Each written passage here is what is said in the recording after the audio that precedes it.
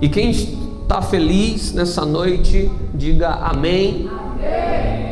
Quem está feliz, diga graças a Deus. Graças a Deus. Quem está triste, diga misericórdia. Tem triste aí, gente? Misericórdia, Jesus. Enche eles de alegria nessa noite. Daqui a pouco vamos cantar a musiquinha. O culto hoje vai ser maravilhoso. Para ver se alegra, né? Você sabe a letra? Então toca aí, vai. Fica de pé, fica de pé, fica de pé.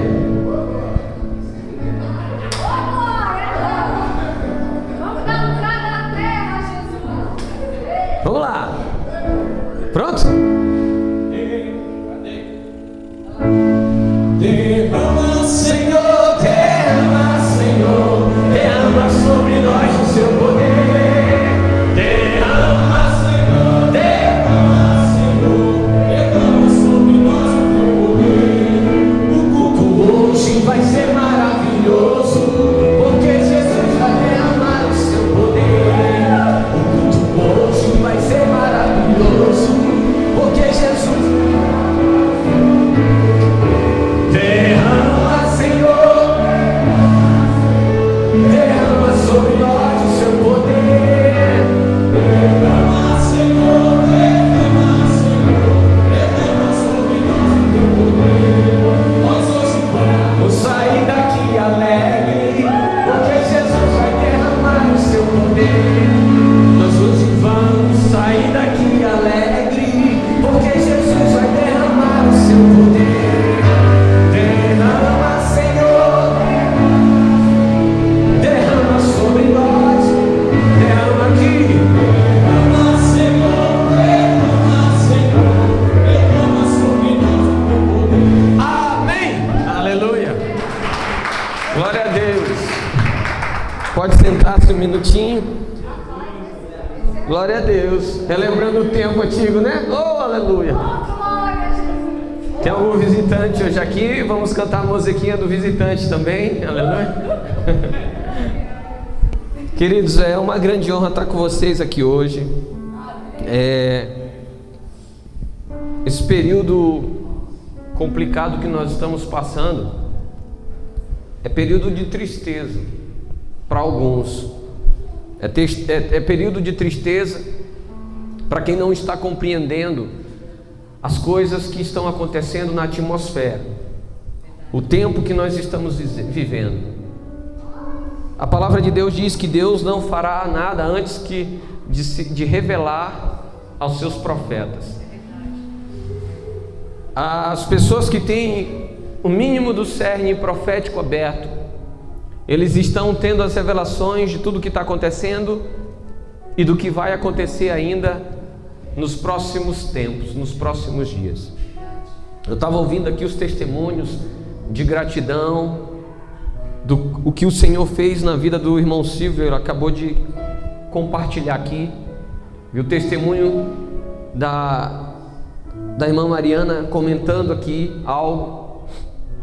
Isso me trouxe lembrança de uma época, eu acho que eu já contei esse testemunho na outra igreja, um momento que o Christopher, meu filho, ele era bem pequenininho. Eu acho que ele era menor do que o filho do Silvio. Eu tinha chegado do serviço, era umas 9 horas da noite, e minha esposa estava chorando em casa, e eu perguntei o que houve, por que ela está chorando, e ela falou que porque não tinha leite em casa, e que ela tinha mandado o meu irmão na época ir num comércio lá perto da minha casa e pedir para que eles vendessem 1 litro de leite fiado para pagar depois. E naquele dia o comerciante falou que não iria vender. Eu sei exatamente o que é isso. E naquele dia foi uma situação constrangedora. Depois eu fui lá, eu comprei, levei lá, e depois o Senhor mandou alguém ao meu encontro, uma pessoa foi ao meu encontro, uma pessoa que eu também não tinha, uma pessoa que fazia muito tempo que eu não a via, e ela estava me devendo um valor, e Deus colocou, hoje eu vejo que foi Deus que colocou ela no meu caminho, E ela falou assim: eu vou te pagar aquilo que eu te devo, ainda vou te pagar até a mais por conta do tempo que passou. E Deus, Ele é maravilhoso para todas as pessoas. Deus, Ele é maravilhoso. Ele sempre tem um plano para todo mundo, até para aqueles que não agem de gratidão para com Ele. Deus, Ele é tão bom que eu digo que Ele, para quem acredita nele, Ele deixou as bênçãos e deixou o poder dele para operar essas maravilhas, para quem acredita. Mas para quem não acredita nele, Ele é tão bom que Ele deixou mais uma infinidade de recursos para que essas pessoas que não acreditam nele também sejam abençoadas por Ele. Para quem acredita em Deus, Deus deixou o poder dele para operar milagres. Para quem não acredita, Deus deixou a medicina para curar também. Esse é o Deus que eu conheço. Deus, Ele te ama tanto, mas tanto, que Ele sempre deixa um plano para você. Ele sempre tem um plano para a gente. Ontem eu estava numa reunião na igreja de um pastor que está debaixo da nossa cobertura, e foi um momento muito ímpar que nós tivemos ontem lá. Aos poucos o Senhor vai abrindo lugares para que eu venha pregar, trazer palavras, e essas palavras vêm trazendo revelações que tocam os nossos corações. Alguém aqui assistiu o vídeo que eu publiquei? Tem 2 dias que eu publiquei o vídeo como desenvolver um relacionamento íntimo com o Espírito Santo. Alguém assistiu? 1, 2 pessoas. Deixa eu te falar uma coisa. Deus, Ele te ama muito, mas Ele pode não ser o teu amigo. Deus te ama, mas Ele pode não ser o teu amigo. E pior do que não ser amigo de Deus é colocar as bênçãos dele como mais importante do que o próprio abençoador. Ter a bênção de Deus como mais importante do que o próprio abençoador também é idolatria. E nós precisamos entender algumas coisas, porque quando a gente começa a executar princípios, a gente vive promessa. Aleluia. Ninguém que está aqui por acaso. Você não está aqui porque você quer receber uma bênção. Ainda que uma grande maioria das pessoas, quando elas vão à igreja, elas vão em busca de uma bênção. Mas você não está aqui por isso. Você está aqui porque um certo dia, em um momento da tua vida, o Espírito Santo foi lá e tocou em você e te trouxe para perto dele para te entregar algo que ele quer entregar somente para você. E esse algo que ele entrega para você é para transformar a tua vida, assim como para transformar a vida de outros. Abra a tua Bíblia em Filipenses capítulo 4, versículo 7 em diante. 4, do versículo 7 em diante, diz assim: e a paz de Deus, que excede todo o entendimento, guardará os vossos corações e os vossos sentimentos em Cristo Jesus. Quanto ao mais, irmãos, tudo que é verdadeiro, tudo que é honesto, tudo que é justo, tudo que é puro, tudo que é amável, tudo que é de boa fama, se há alguma virtude, se há algum louvor, nisso pensai. Tanto a ter fartura como a ter fome, tanto a ter abundância como a padecer necessidade. Posso todas as coisas naquele que me fortalece. Todavia fizeste bem em tomar parte da minha aflição. Repita isso comigo. Posso todas as coisas naquele que me fortalece. Aqui nós lemos 2 textos que são 2 situações totalmente diferentes. Totalmente diferentes as 2 situações. A primeira situação Paulo, ele traz um texto, ele está dizendo assim, ó: todas as coisas que você vê que for bom, que for justo, que for amável, presta atenção nisso. Aí ele diz assim, olha, em outras palavras ele está dizendo assim: tudo que eu ensinei para vocês, tudo que eu estou fazendo, façam também, porque o Deus de paz, o Deus Todo-Poderoso, Ele vai abençoar vocês por conta disso. Paulo, ele era uma pessoa que, ele era um cara muito ruim. Quem conhece a história de Paulo sabe o quanto que ele era ruim. Quando ele se converteu, ele tinha acabado de sentenciar e matar Estevão. Ele perseguia cristãos, mas quando ele se converteu, diga se converter. Quando ele se converteu, ele mudou de vida.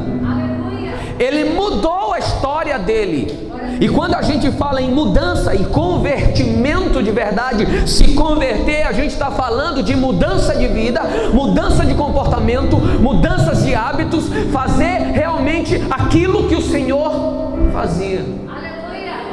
Às vezes a gente olha as coisas acontecendo, e o crente que quer andar com um pé lá fora e outro pé aqui dentro, ele tem um ditado que diz assim: só Deus é santo. É só Deus que é santo, ninguém mais é.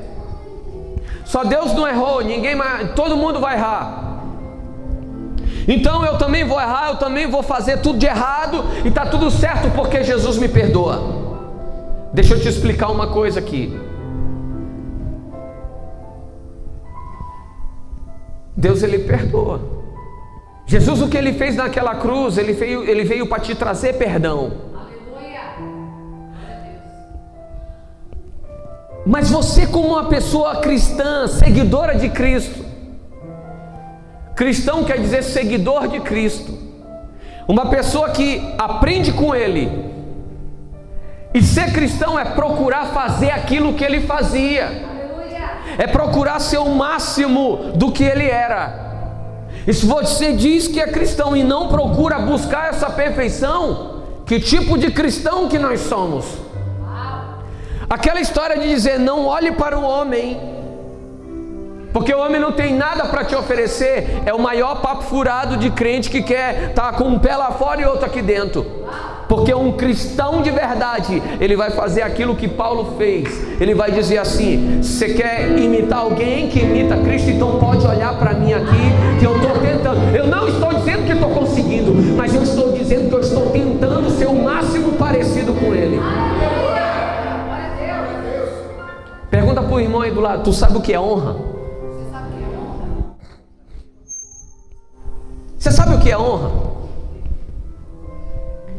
Eu nasci em São Luís do Maranhão. Eu sou filho de nordestino. Em São Luís do Maranhão, eu não era conhecido como Ricardo. Ninguém me conhecia como Ricardo. Sabe como é que eles me conheciam? Eles me conheciam como filho da Leonete. Leonete é o nome da minha avó, que ela me registrou como filho dela. No registro, eu sou filho da minha avó. A minha avó é minha mãe no registro. Ela me registrou como filho dela. Ela me criou, ela cuidou de mim. E lá onde eu morava, eu era conhecido como filho da Leonete, o filho do Catarino. Eu não era conhecido como Ricardo. Na escola, eu era um dos meninos mais atentados que tinha na escola. Eu era bagunceiro, mas eu era uma das pessoas, um dos meninos mais inteligentes que tinha lá. Eu tirava as melhores notas. Quando tinha concurso de ciência, concurso de matemática, concurso de artes, toda vez que tinha alguma coisa, eles procuravam me chamar para colocar lá, porque sabia que eu tirava as melhores notas. Direto eu aparecia na televisão fazendo alguma coisa, dando gosto para os meus pais. E quando eles iam me apresentar, olha lá o filho da Leonete, olha lá o filho do Catarino, trazendo gosto. Mas e quando eu fazia alguma coisa errado, quando eu fazia alguma coisa ruim, que eles chegavam, eles iam dizer, será que eles iam dizer, olha lá o Ricardo fazendo besteira? Como é que eles iam chamar? Olha lá o filho da Leonete fazendo besteira. Só que as coisas erradas a gente não fazia na frente dos nossos pais. Quem fazia coisa errada aqui na frente do seu pai? Ninguém. As coisas erradas tu faz escondido. E quando a gente fala de honra, honra é fazer o que é certo até escondido, até quando ninguém está vendo. Não adianta tentar ter uma vida paralela com Deus. Você é ou você não é. A igreja, ela foi levantada, instituída para ser a representação de Cristo aqui na terra. Você foi chamado para ser um embaixador de Cristo no lugar onde você está instituído. Aleluia! Meu Deus! Foi para isso que você foi chamado. E o que Paulo está dizendo é isso. Tudo que você está vendo fazer, faz também. Porque o Deus, Ele vai abençoar você. O Deus de paz está olhando o que você está fazendo. Mas às vezes nós, como igreja representante de Cristo, nós estamos fracassando. É hora da igreja se levantar e ser igreja. É hora do sal sair do saleiro e começar a colocar sabor nesse mundo tão insosso ou amargo que está aqui. E nós não estamos fazendo isso. Às vezes nós buscamos tanto de Deus, tanto dele, e vou te dizer uma coisa: conquistar bênçãos de Deus é a coisa mais simples que existe. Tem um preço, repita isso: as bênçãos de Deus têm um preço.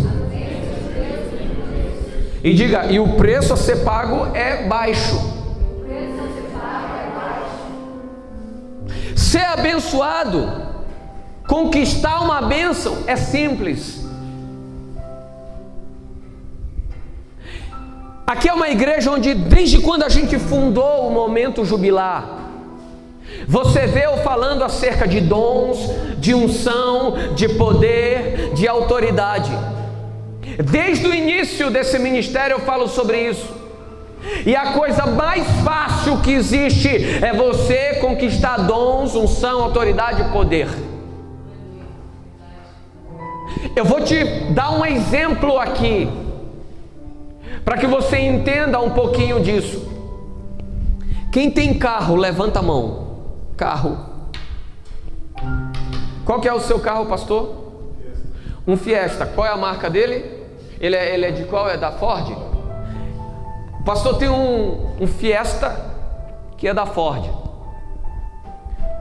O carro dele é um instrumento de locomoção. Ele conquistou pagando um preço por aquele carro. Sim, você comprou, você pagou. Você trabalhou, conquistou o dinheiro, pagou por aquele instrumento de locomoção, aquele instrumento que facilita a vida dele para alguma coisa.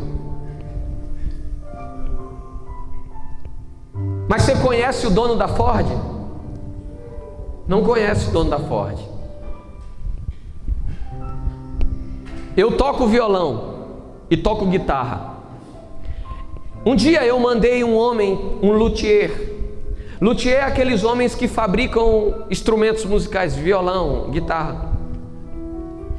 E eu fiquei sabendo de um homem que fabricava guitarras. E a fabricação dele artesanal era muito boa, os instrumentos que ele fazia. Na época eu estava com um problema de saúde, isso há muito tempo, quando eu morava ainda lá no Maranhão, eu não podia ir até ele. Então eu mandei uma pessoa ir até ele e encomendar um instrumento para mim. Eles encomendaram o instrumento, o cara cobrou o valor, eu mandei o valor, mandei o dinheiro, pagamos ele. Ele fez o instrumento. Ele mandou o instrumento para mim e eu usei esse instrumento por muitos anos. Um certo dia nós estávamos fazendo uma apresentação em um determinado lugar e eu estava com aquele instrumento. De repente aquele homem passa ali naquele lugar onde eu estava e o meu amigo que foi lá encomendar o instrumento para mim falou para mim assim: olá, Ricardo, aquele cara lá foi o cara que fez a sua guitarra. Aí eu falei: vou lá falar com ele. Eu cheguei perto dele e falei: ô, tudo bem? O cara olhou para mim assim, e a primeira coisa que ele falou foi assim: quem é você? Eu olhei para ele e falei: desculpa, eu esqueci de me apresentar. Eu estou tocando um instrumento que você criou, que você fez. Aí ele: ah, tá bom, é que eu não te conheço. E me cumprimentou muito seco, virou as costas e foi embora. Tem muita gente, olha para o irmão do lado, se tem alguém do lado, diz assim: os dons, a unção, poder, autoridade e bênção são instrumentos criados por Deus para você.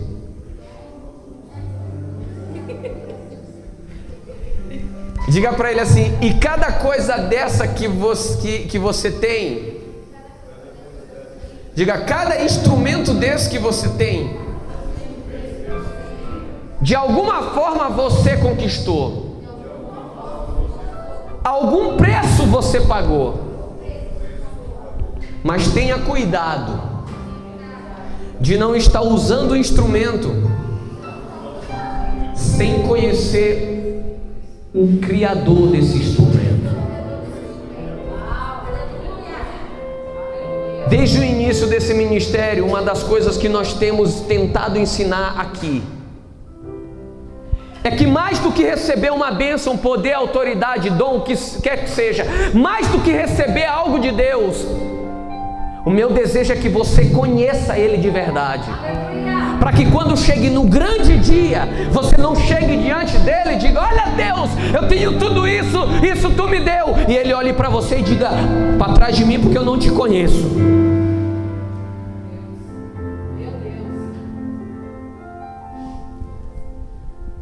A igreja de hoje tem buscado somente as bênçãos dele. Mas pior do que buscar somente as bênçãos dele é buscar as bênçãos dele unicamente para si. Para olhar para o seu umbigo, para a sua vida, eu. Eu fico vendo todo dia, gente, eu recebo mais de 3.000 mensagens por dia, eu já falei isso para vocês. E eu sou a pessoa que ultimamente eu estou... Por causa dessa quarentena, a gente está focado em muitas atividades, muitas. Eu estou focado na escola de cura online, nas viagens, na cobertura aos pastores que estão debaixo da nossa cobertura, fazendo treinamento para eles, no atendimento aos alunos, no atendimento às pessoas que têm problema e entra em contato e falou: pastor, pelo amor de Deus, me socorre e estou aqui. Pastor, pelo amor de Deus, eu acho que eu vou passar fome. Fala: então me fala o que está precisando, e a gente vai lá e ajuda. E nós estamos 100% trabalhando. Às vezes a gente acorda às 7 horas da manhã, 6 horas da manhã, 5 horas da manhã, e vai dormir 2 horas da manhã já do outro dia. E a gente está fazendo isso. E eu não trabalho mais, é porque o corpo da gente o corpo não aguenta. Mas às vezes eu vejo que as pessoas acham que somente pastores precisam ter essa obrigação. E não é uma verdade. O pastor, ele foi colocado para te dar uma direção e te ensinar. Mas é uma responsabilidade de todos tomar uma posição hoje no reino de Deus para fazer alguma coisa. A obreira Regiane estava dando um testemunho que agora pessoas do mundo estão procurando ela para dizer assim: tu vai no monte, eu vou contigo. Ontem na reunião que eu estava fazendo eu falei exatamente isso. Se você publicar no Facebook: estou indo ao monte, tu vai ver quantas pessoas vão comentar embaixo e dizer assim: aonde? Eu vou contigo.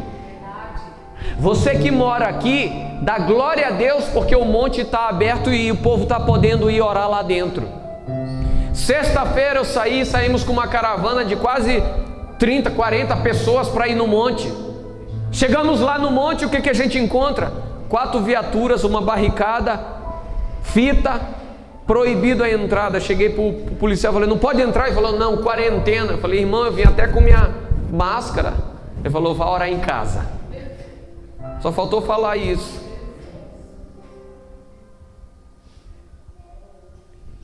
E eu vejo que a igreja de Cristo hoje está perdendo a oportunidade. Eu oro ao Senhor para que Ele dê um saculejo mais forte na igreja, para que as pessoas compreendam o que está acontecendo. Tem muita gente falando, é chegado o princípio das dores. Por conta disso, está todo mundo olhando para o coronavírus e ninguém está olhando para as coisas que realmente estão acontecendo. Está todo mundo olhando para o coronavírus. Eu não estou dizendo que coronavírus não é um vírus que realmente tem uma gravidade, eu não estou dizendo isso, gente. Temos que ter precaução, sim. Temos que ter cautela, sim. Temos que ter.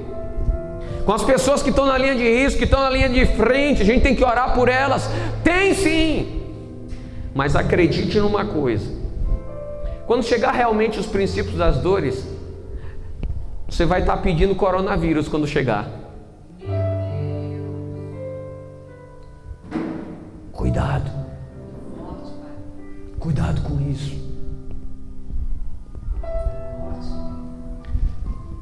O final desse texto, o penúltimo versículo que a gente ler, vai dizer o seguinte: tudo posso naquele que me fortalece. Você repetiu isso.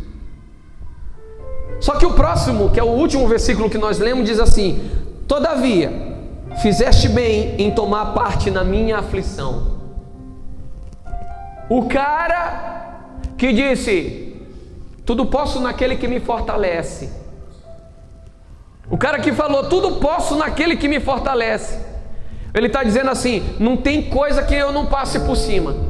Mas ele olha e fala assim, ó, eu quero agradecer vocês por ter me socorrido no momento em que eu mais precisava. Sabe o que quer dizer isso, gente? Sabe o que quer dizer isso? Quer dizer que muitas das vezes a gente não sabe o que está acontecendo. Às vezes pessoas que aparentemente não estão dando nenhum grito de socorro, você não sabe o quanto ela está precisando de uma palavra tua. Aleluia.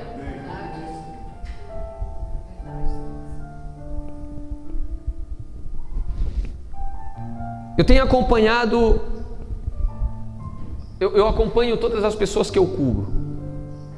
Eu tenho orado por todas as pessoas que têm ligação comigo. E eu tenho acompanhado isso. E desde quando começou essa onda, eu tenho observado, por exemplo, os stories da Edilene. De vez em quando ela posta umas frases lá, umas coisas. E esses dias, uma pessoa que me acompanha, ela chegou, mandou uma mensagem para mim, disse, olha, eu estou seguindo aquela moça lá do testemunho. E diga para ela que aquelas frases que ela coloca, parece que ela está falando comigo. E por causa dessas frases o Senhor tem me fortalecido todo dia. Dói postar um stories lá falando de Cristo? Dói? Dói o quê? A ponta do dedo? Não, mas a gente posta porque pagar o preço é difícil, né? Sim. O processo é dolorido. O processo é dolorido.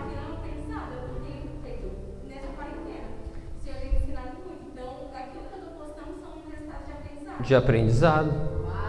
Será que o tempo que você está nesse ministério, tu nunca aprendeu nada?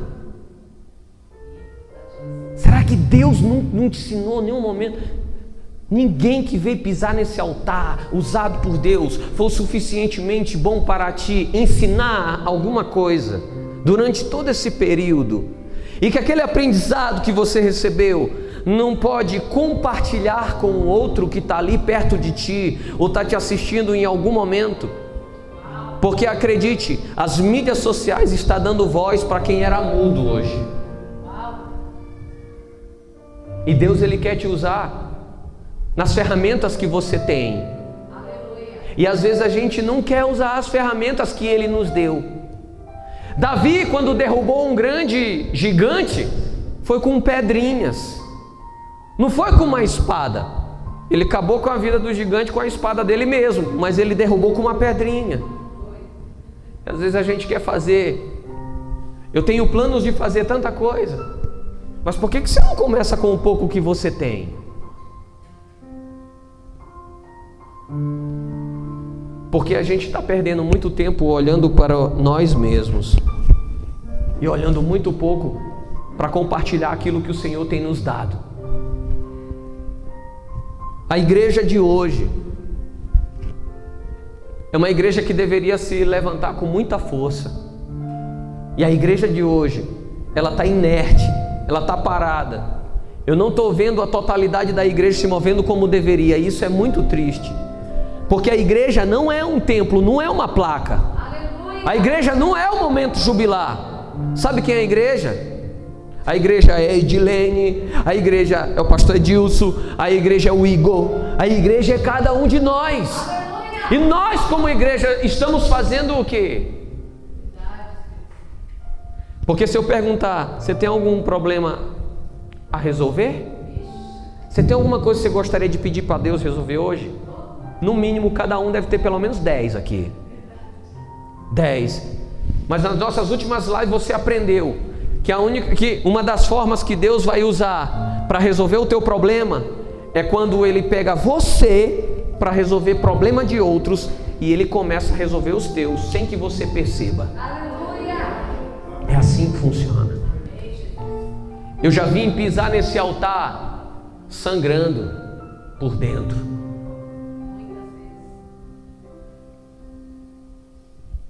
Eu falei para você que eu fui criado com a minha avó. O nome que está no registro com o nome de mãe é a minha avó. No dia que a minha mãe morreu, quem estava no culto?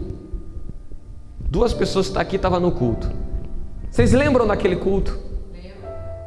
Eu subi naquele altar sangrando, chorando, triste. Todo mundo dizia, fica em casa. Minha esposa falou assim, fica em casa. E eu falei para ela, não. Tem gente lá naquela igreja que precisa de mim. E naquele dia que eu subi naquele altar, que Deus mandou a unção dele sobre a minha vida para curar vidas que estavam ali assistindo aquele culto, aquela unção veio para me segurar tanto tempo em pé. Eu sei o propósito, eu sei para que Deus me levantou. E todos os dias da minha vida, deixa eu falar uma coisa para você. Todos os dias da minha vida, Deus me levantou para tornar a vida de outras pessoas mais fáceis, para abençoar a vida de outras pessoas. O único propósito que tem na minha vida de Deus me abençoar não é para me dar uma bênção, é para me tornar um abençoador, para que através de mim eu possa abençoar outras pessoas. Foi para isso que o Senhor me levantou.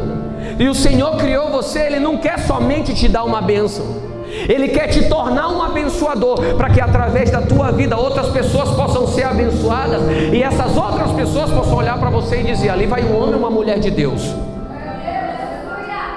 Mas se a gente não se levanta para fazer aquilo, o nosso propósito de vida está falho, está errado. Nós estamos nos movendo de forma errada. Pode acabar tudo. Pode acabar tudo. Pode acabar o ministério, pode fechar as portas. O Senhor pode me tirar daqui e me mandar lá para a África. O Senhor pode me tirar daqui e me mandar para a Europa. O Senhor pode me tirar daqui e mandar para os Estados Unidos. O Senhor pode me tirar daqui e me mandar para dentro de uma tribo de índios. Mas eu digo uma coisa para você: o ministério não acaba, sabe por quê? Porque o ministério é propósito de vida. Vai continuar acontecendo. E a mesma coisa o Senhor quer através de você. A mesma coisa Ele quer através de ti. É para isso que Ele está te trazendo sempre. É que as pessoas olhem para você e dizem assim: eu quero o Deus dessa pessoa. Por que tu acha que as pessoas olham para Regiane? Tu vai em que monte? Deixa eu ir contigo. Por que as pessoas vão atrás dela? É porque ela é bonitinha?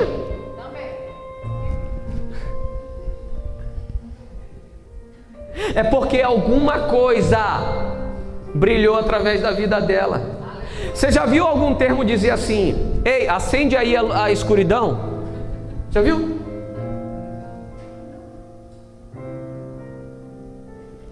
A escuridão pode ser mais escura do planeta, mas se acende uma faísca, por menor que seja, todo mundo vê. Eu lembro na época que eu era do mundo, às vezes faltava energia lá. E na época, teve uma época lá que a gente estava bebendo, aquela coisa toda. E o nosso isqueiro de acender o cigarro tinha acabado.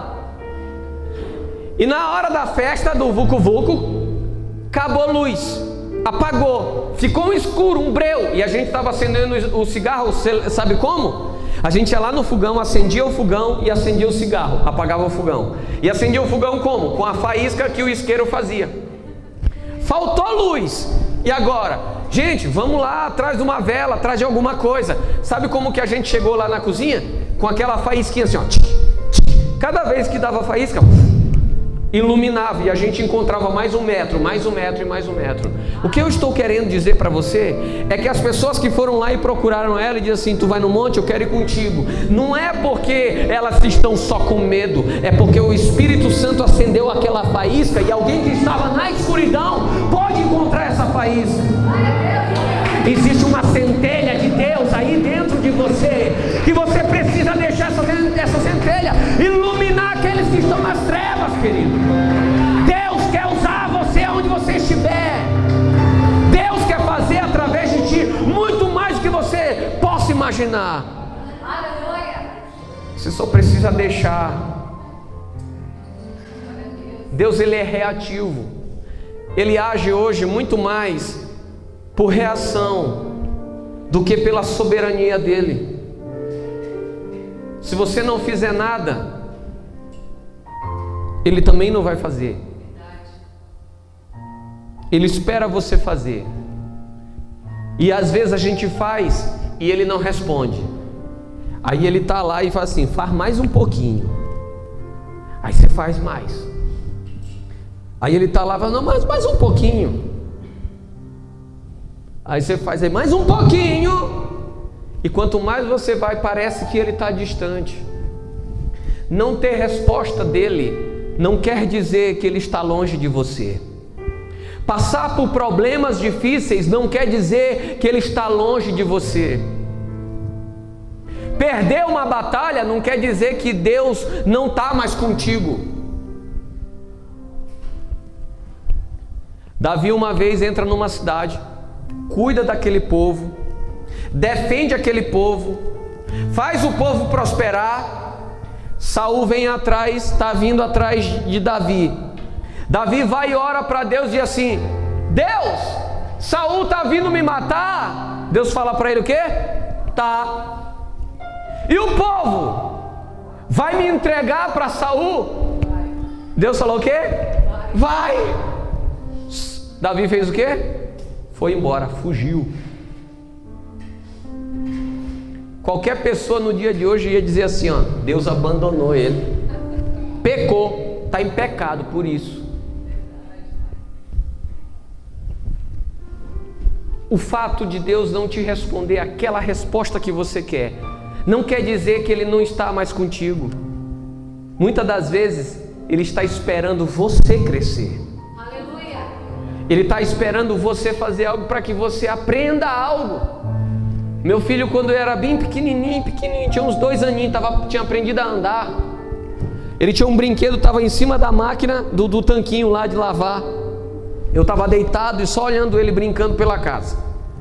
E ele querendo pegar um brinquedinho e ficar na ponta do pé e não conseguia. E eu lá de longe só olhando ele. Eu podia levantar e ir lá e pegar o brinquedo para ele. Eu falei: não vou não, vou ficar olhando o que ele vai fazer. Ele olhou e se esticava e não conseguia, e ficava de novo, ia para o outro lado e nada ia. Tinha um banquinho de madeira que eu tinha mandado fazer lá em casa, bem pequenininho. Ele foi lá, pegou aquele banquinho, saiu tropeçando, colocou o banquinho perto do coisa e subiu em cima do banquinho, pegou o brinquedo. Eu disse: olha, meu filho está crescendo. Deus vai fazer muitas das vezes contigo, esperar você pegar o banquinho para colocar lá, para pegar aquele brinquedo que você quer. Cada vez que acontece uma situação na tua vida, Ele está esperando você se mover um pouquinho mais. Mas aprenda mais uma coisa, e eu encerro a nossa pregação de hoje. Deus odeia desperdício. Deus odeia desperdício.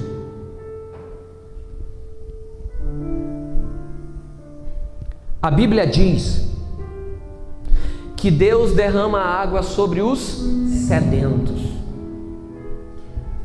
Existe um ditado evangeliquez que diz assim: tenha fome e sede por Deus. A única forma, o único motivo, os dois motivos que tem para uma pessoa não sentir fome é ou ele está farto, está cheio, ou ele está doente.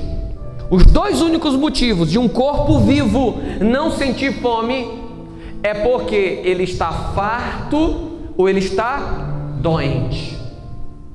Você já viu uma pessoa doente, você tenta dar comida para ela, ela não consegue comer, é ou não é? Não sei se você já ficou doente, mas eu já fiquei doente várias vezes e eu não conseguia comer nada. Eu só conseguia beber água. Quando você come, aquele tipo de gente que come, que a comida fica aqui na garganta. Quer comer mais? Não, dá até ânsia de vômito, você não quer comer, porque você está farto. Uma vez a gente comeu uma feijoada, e a feijoada estava salgada. Rapaz, pense numa coisa gostosa, é feijoada, não é? E eu comi tanta feijoada naquele dia, só que a feijoada estava salgada. E eu comi tanto que eu fiquei empapuçado. Eu não conseguia comer mais nada. Eu olhava para a comida, me dava ânsia de vômito. Mas o dia inteiro eu passei o dia inteiro fazendo, sabe o quê? Tomando água. Porque ainda que eu estava farto, eu sentia sede por causa do sal. As duas únicas maneiras de uma pessoa não sentir fome, um corpo vivo não sentir fome, é se ele estiver doente ou se ele estiver farto. Mas ainda que ele esteja doente ou farto, ele sente sede. Agora, a única forma de um corpo não sentir sede é só se ele estiver morto. Só se ele estiver morto. Aí não tem o que fazer. Deus, ele derrama água sobre o sedento. Para que ele derrame essa água, que é a unção dele, que vai fazer diferença na tua vida, você tem que expressar essa sede para ele. Sem a sede, ele não vai mandar água, não vai mandar unção só porque você quer que aconteça. E eu não posso fazer você ter sede. Eu não posso fazer você expressar sede. Ou você tem, ou você não tem. E é por livre-arbítrio, é por decisão. Permita que essa sede volte a brotar dentro do teu coração, querido. Permita que essa sede volte a brotar dentro do teu coração. Porque se não tiver sede, pode vir aqui eu, a bispa, pastor Rogério, pastor Edilson, pode vir um Benihim, pode vir quem? Grandes homens de Deus, pode vir Jesus. Se você não tiver sede, sabe o que vai acontecer? Jesus vai olhar e vai dizer assim: povo não tem sede, eu vou embora daqui. Jesus chegou numa terra e não conseguiu fazer milagres. Ele teve que ir embora de lá porque ninguém dava importância para ele. Ali expressava que o povo não tinha sede.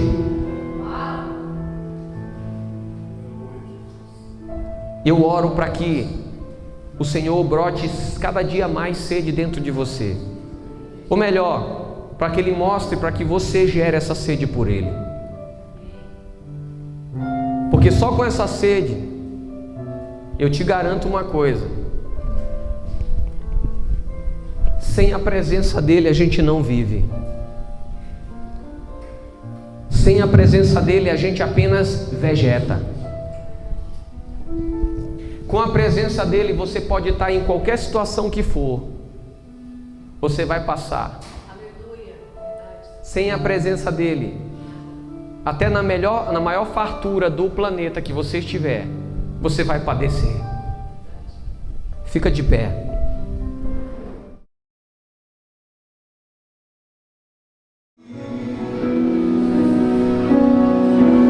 Sonda-me, Senhor.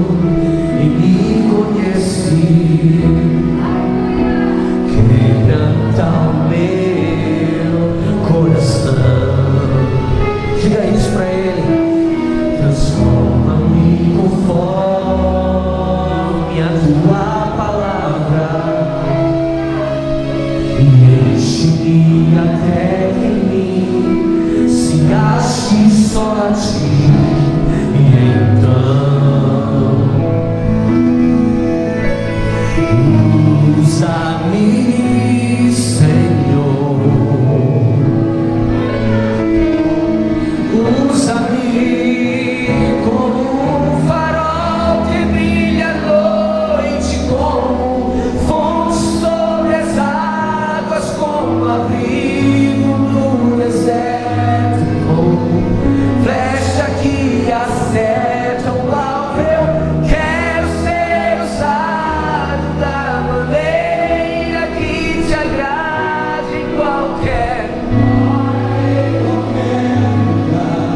Eis aqui a minha vida, usa-me, Senhor.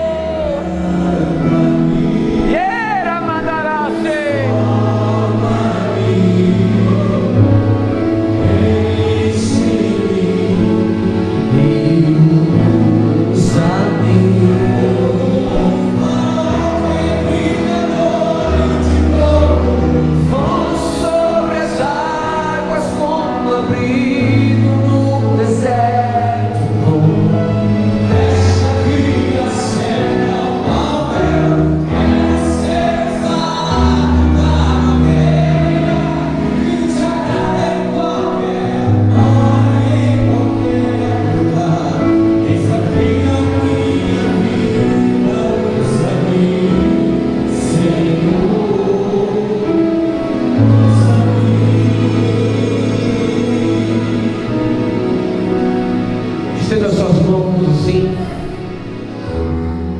Senhor, eu te agradeço pela vida de cada filho que o Senhor trouxe nesse lugar. Eu te agradeço por cada pessoa, por cada membro, por cada obreiro, por cada pastor.